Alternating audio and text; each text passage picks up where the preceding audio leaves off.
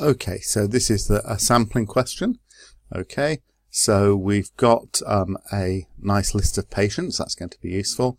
Okay, and then he's saying take 2 pages at random and use that as your sample. So we may have chosen the pages at random, but then we're choosing everything from those things. So this is cluster sampling, okay, and it's unlikely to be representative because if you have 2 pages from the list, how are they printed? They're ordered alphabetically by family name, so therefore you're likely to have multiple members of the same family on any given page. So cluster sampling really depends on each of your pages being fairly representative of the population.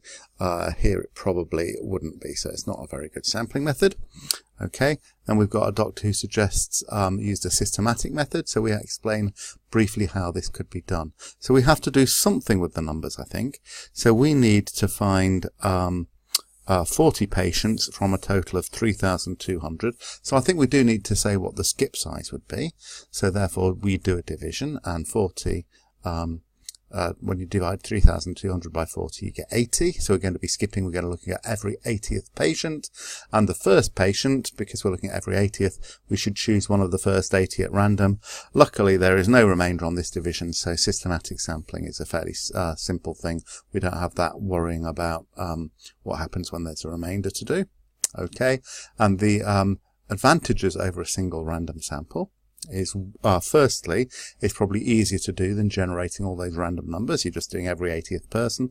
But secondly, we're skipping names scattered throughout the list, so therefore we're going to avoid the problem of maybe choosing people from the same family. So we're actually fairly representing all different sections of the alphabet, okay, which may be a worthwhile thing to do. And finally, this should be random, but it should also proportionally represent the age distribution of the patients. So this is stratified sampling. We are doing random sampling, but we are making sure that different groups that may actually give us different results, the different groups may have different properties. We're fairly representing the different ages.